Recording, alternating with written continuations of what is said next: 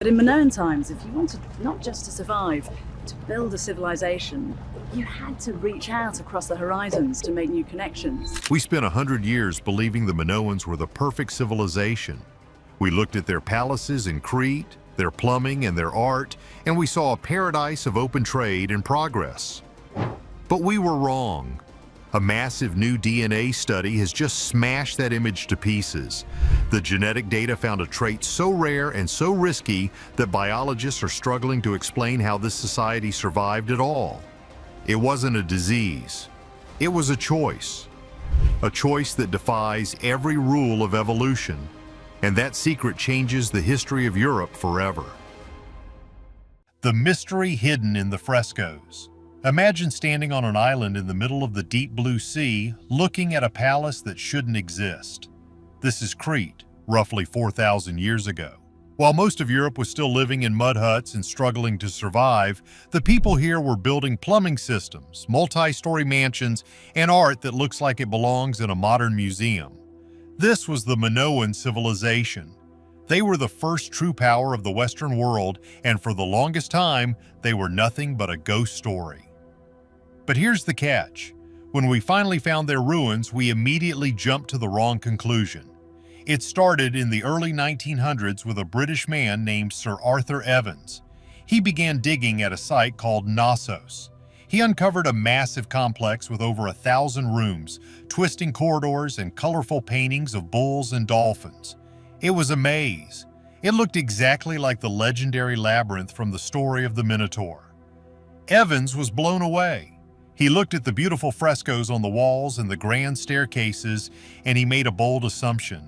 He said, "There is no way the local people built this." To him, the locals were just simple farmers. He looked at the art and saw similarities to Egypt. He looked at the architecture and saw the Middle East. So he told the world that the Minoans were actually refugees or conquerors from North Africa or the Levant. He believed a superior group of people sailed across the sea, took over the island, and built this paradise. And everyone believed him. For 100 years, this was the story. It was printed in textbooks. It was taught in universities. The idea was that culture only flows one way, from the big ancient empires of the East to the primitive West. It's not that simple, though. There were always cracks in this theory. Some archaeologists noticed that the stone they used was local. The pottery didn't look exactly like Egyptian pottery, but without a time machine, there was no way to prove Evans wrong. The Minoans couldn't speak for themselves because we still cannot read their writing. This left us with a massive gap in history. We had the bones, we had the ruins, but we had no idea who these people actually were. Were they Africans? Were they Middle Eastern royalty? Or were they something else entirely? The mystery got even deeper because of how they lived. They had no giant walls around their cities. Most ancient civilizations were terrified of war, so they built thick fortresses. The Minoans didn't. They lived in open palaces. This made people think they were a magical, peaceful society, or maybe they were protected by a massive navy that no one could challenge. But the crazy part is what happened next. Technology finally caught up with history. In the last decade, genetic science has advanced to the point where we can pull readable DNA out of skeletons that have been turning to dust for thousands of years. Scientists realized they didn't need a time machine. They just needed a tooth. They gathered remains from caves and tombs across Crete. These weren't just any bones. They were the remains of the people who lived right when the palaces were being built. If Arthur Evans was right, these bones should look genetically like people from Egypt or Libya. If the other theories were right, they should look like people from Palestine or Syria. The scientists fired up the sequencers. They stripped away the dirt and the calcium to get to the code of life. And when the results came back on the screen, the room went silent. The data didn't show a match for Egypt. It didn't show a match for Africa. It showed something that completely flipped the script on Bronze Age history. The computer screen revealed a bloodline that no one had predicted, and it changed everything. DNA doesn't lie, people do. So here's the deal. Getting DNA out of old bones is incredibly hard. It is even harder in a place like Crete. The hot summers and wet winters act like a slow oven, cooking the DNA and breaking it down until there is almost nothing left. For a long time, scientists thought it was impossible to get a clean read from a Minoan skeleton. They thought the heat had destroyed the evidence forever. But a team of researchers from the University of Washington and the Max Planck Institute found a workaround. They discovered that the petrous bone, a tiny, super hard bone inside the inner ear, acts like a biological safe. It protects DNA better than any other part of the body. In 2013, and then again in a bigger study in 2017, they drilled into these ear bones from skeletons found in the Lassithi Plateau. This is a remote, mountainous part of Crete. The results were published in the journal Nature, and they sent shockwaves through the archaeological community. Basically, they compared the Minoan DNA to almost every population group they could find. They looked at modern Europeans, modern Africans, ancient Egyptians, and people from the Near East.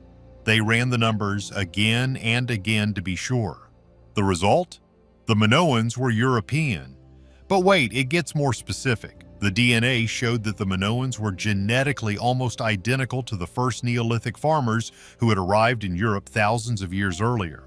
These were the people who migrated out of Anatolia, modern-day Turkey, roughly 9,000 years ago. They moved into Greece, they moved into the Balkans, and they settled on Crete. Here is why this is a huge deal. It means the Minoans were not new arrivals. They were not Egyptian princes or refugees from a war in the Middle East. They were the descendants of the locals who had been living on that rock for thousands of years. Arthur Evans was wrong. The civilization wasn't imported, it was homegrown. The study explicitly looked for African ancestry. They found zero. None. The genetic signal from North Africa was completely absent in the ancient Minoan samples. This effectively killed the theory that the Minoans were Egyptian. It proved that the local people of Crete, the ones Evans thought were too simple to build a palace, had actually developed this incredible culture all by themselves. And that's putting it lightly. This finding is a massive ego check for the old historians. It proves that you don't need to be colonized by a great empire to become sophisticated. The people of Crete took the ideas of farming and trade, and over thousands of years, isolated on their island, they created something unique. They built the plumbing, they painted the walls, they mapped the stars, they did it alone. The scientists also compared the ancient Minoan DNA to modern people living in Crete today. This is where it gets really cool. You would think that after 4,000 years of wars, invasions, and tourism, the original bloodline would be gone.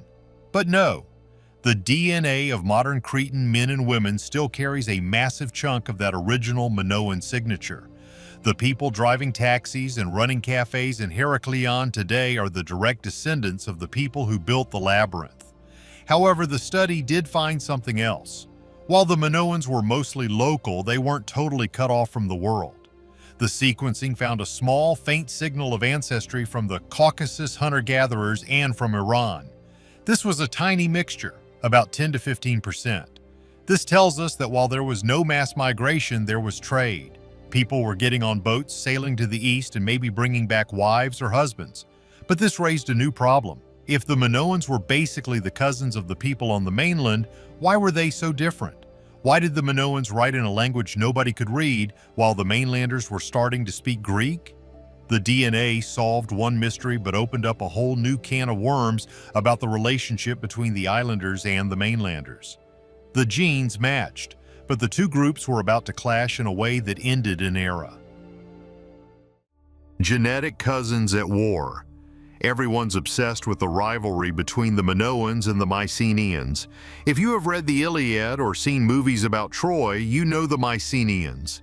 They were the warriors of mainland Greece. They were the guys with the big walls, the bronze armor, and the aggressive attitude. In the history books, the Minoans and the Mycenaeans are always painted as opposites. The Minoans were the artistic, peaceful islanders. The Mycenaeans were the brutal, military mainlanders. For decades, historians thought they were totally different races of people. They assumed the Mycenaeans came from the north, invading Greece on horses, while the Minoans were distinct. But here's the catch. The DNA says they were basically brothers. The 2017 study led by David Reich didn't just look at Minoans, it looked at Mycenaeans too. When they laid the genetic maps side by side, they were almost identical. Both groups got about 70% of their DNA from those same early farmers from Anatolia. They came from the same stock. They had the same roots. So why were they so different? It turns out the difference comes down to a small but crucial injection of DNA from the north. While the Minoans were sitting on their island isolated and safe, the Mycenaeans on the mainland were mixing with people coming down from the Eurasian steppe. These were the people from the vast grasslands of Russia and Ukraine. The Mycenaeans had roughly 15% of this steppe ancestry. The Minoans had none. This 15% makes all the difference. The steppe people are the ones who likely brought the Indo-European language family, the root of ancient Greek, Latin, English, and almost every language spoken in Europe today. They also brought the horse and the chariot. This explains everything. The Minoans didn't speak Greek because they never mixed with these steppe people. They kept their old native language. The Mycenaeans, on the other hand, adopted the new language and the chariot culture. What most people don't realize is that this proves the legends might be true. In Greek mythology, the heroes of the mainland were always visiting Crete, sometimes to trade, sometimes to fight monsters like the Minotaur. The DNA proves that these two groups were in constant contact. They were genetic cousins separated by the Aegean Sea and a few hundred years of different breeding.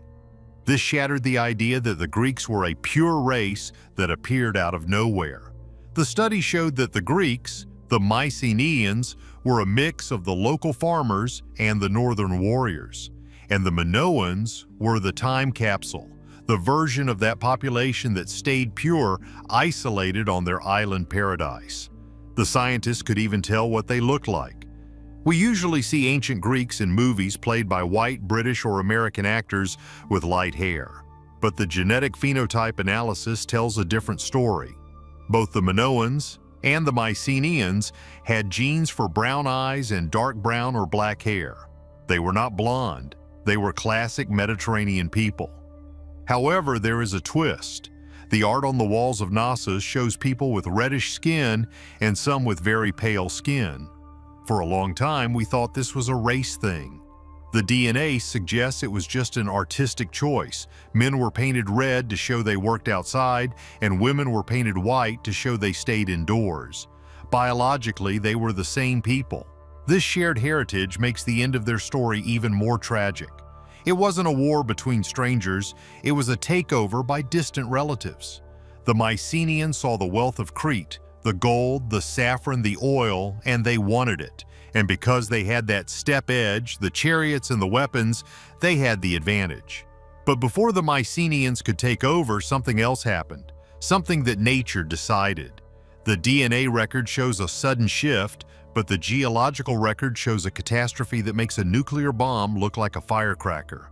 The ground began to shake, and the Minoan paradise was about to face hell on earth.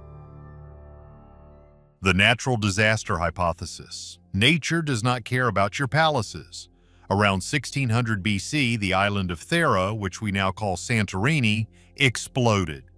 This wasn't just a normal eruption, it was one of the biggest volcanic events in human history. It was roughly 100 times more powerful than the bomb dropped on Hiroshima. Thera is just 70 miles north of Crete. When it blew, it sent a massive cloud of ash 20 miles into the stratosphere. It turned day into night. But the real killer was the water. The explosion caused the side of the volcano to collapse into the sea, creating a tsunami that was likely dozens of feet high.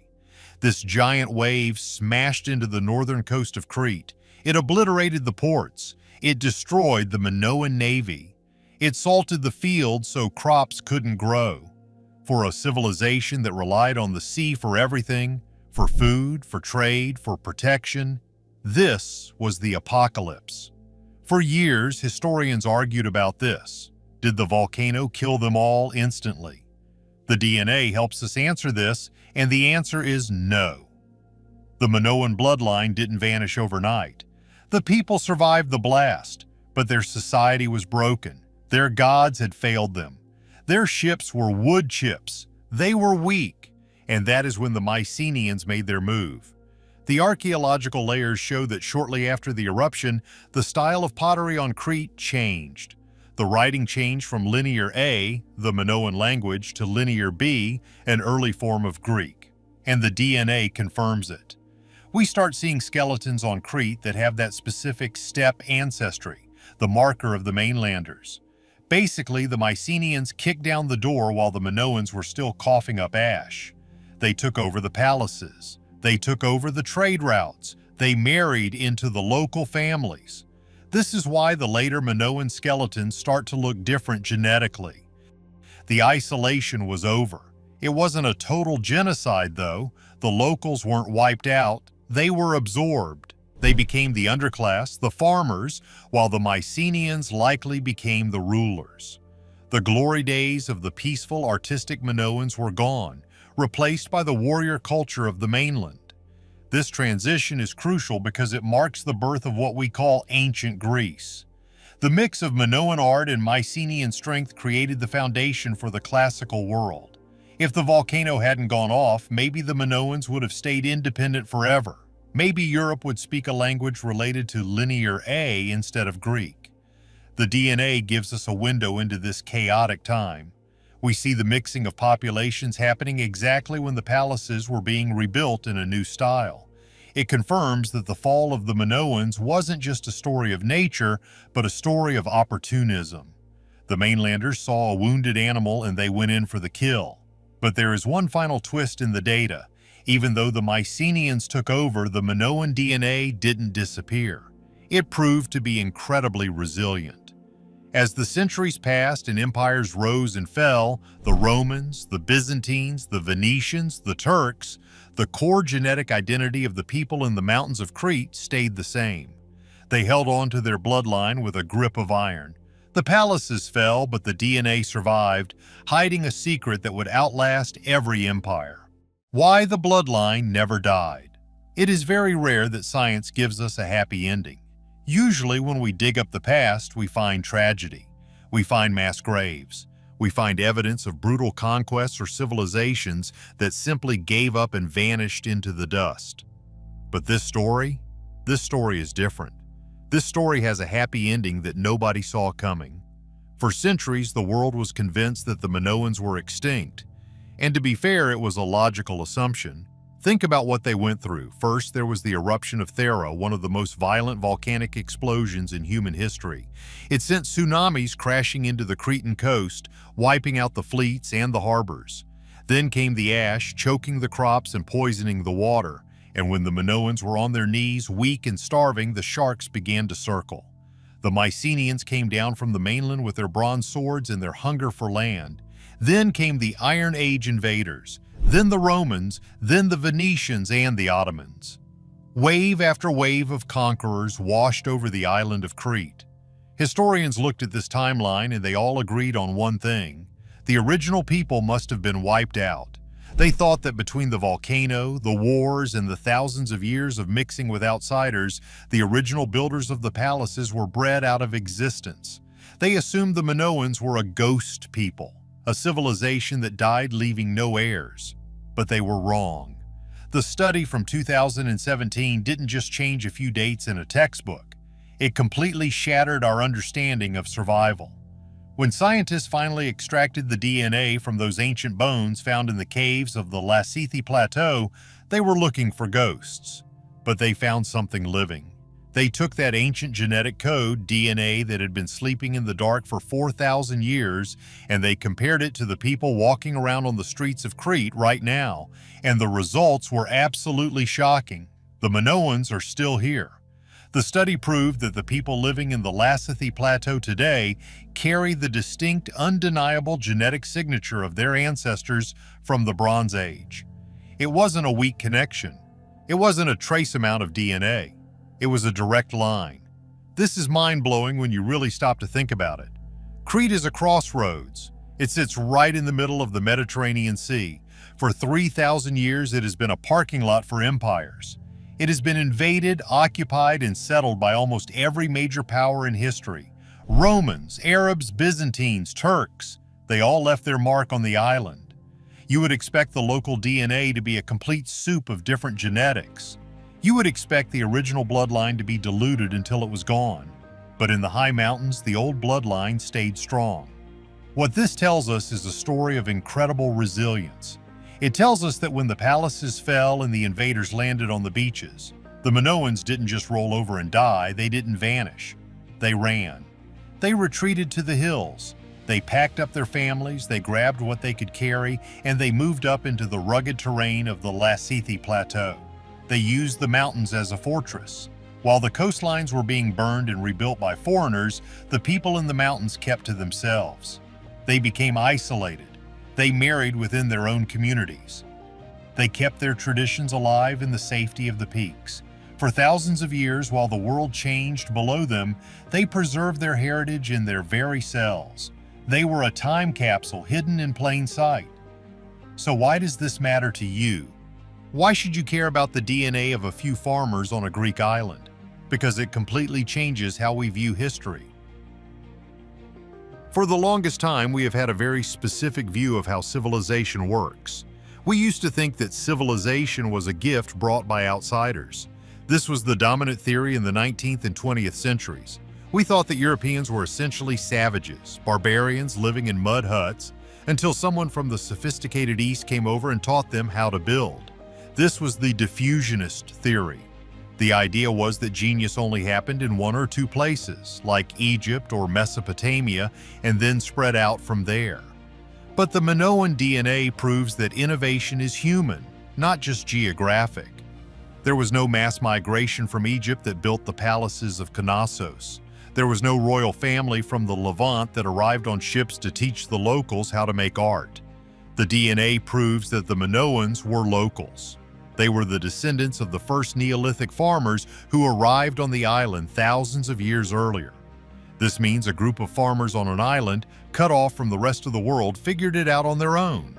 They looked at the stone and they figured out how to build multi-story palaces. They looked at the clay and they created some of the most beautiful art the world has ever seen. They developed plumbing systems that were better than what London had in the 1800s. And they did it without a teacher. They built a paradise in the middle of the sea driven by their own ingenuity. It forces us to give credit where credit is due. It also warns us not to trust the history books blindly. This is perhaps the most important lesson of all. For over 100 years, we taught the African origin or Eastern origin theories as absolute facts. We taught them in universities. We put them in museums. Why? Because a famous guy named Arthur Evans said so. When Evans excavated Knossos in the early 1900s, he looked at the grandeur of the ruins. He saw the complex architecture, the vibrant frescoes, and the massive storage jars. And then he looked at the local Cretan peasants working in his dig site, and in his mind, his colonial, Victorian-era mind, he couldn't connect the two. He couldn't believe that the ancestors of these simple villagers built this empire. So he invented a story. He looked at the art and said, "This looks Egyptian." He looked at the myths and said, "This must be from the East." We ignored the local people. We underestimated them. We assumed they were just spectators in their own history.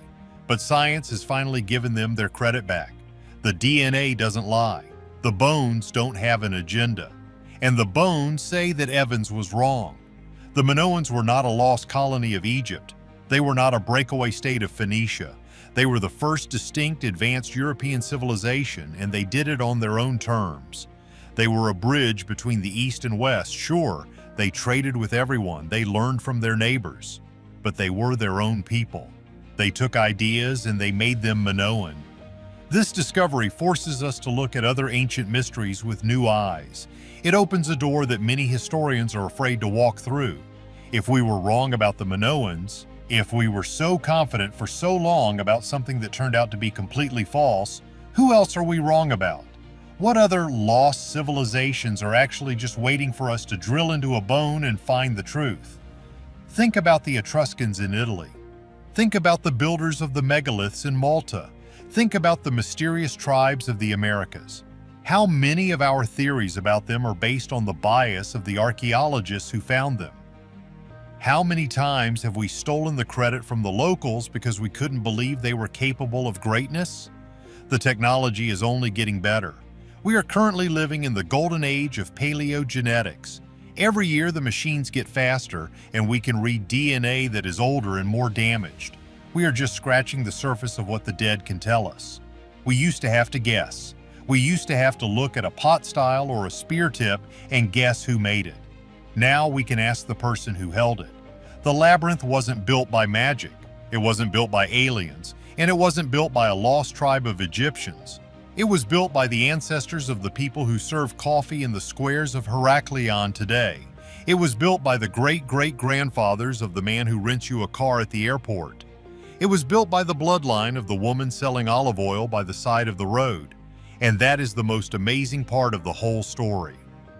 We are obsessed with the idea of collapse. We love stories about the fall of Rome or the end of the Mayans. We are obsessed with the idea that civilizations die. But the Minoans remind us that people are harder to kill than empires. Palaces burn down. Kings get overthrown. Languages might even fade away. But the people, the families, they survive. They adapt. They move to the mountains. They change their farming methods. They survive the winter. The Minoans didn't vanish into thin air. They just changed their clothes. They swapped their loincloths for tunics and their tunics for jeans. They swapped their bronze swords for cell phones.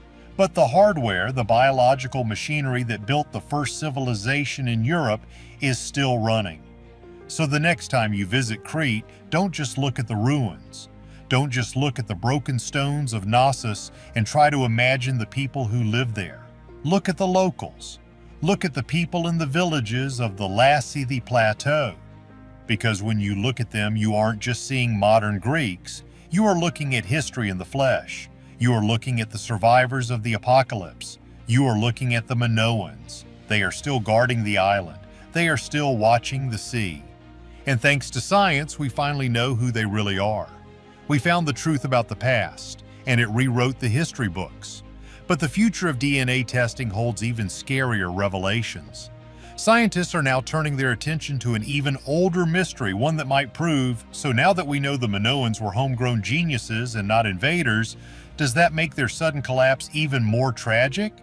Or are there other ancient civilizations we have completely misunderstood? Let me know your theories in the comments. If you want to see more history myths busted by science, hit that like button and subscribe. Thanks for watching.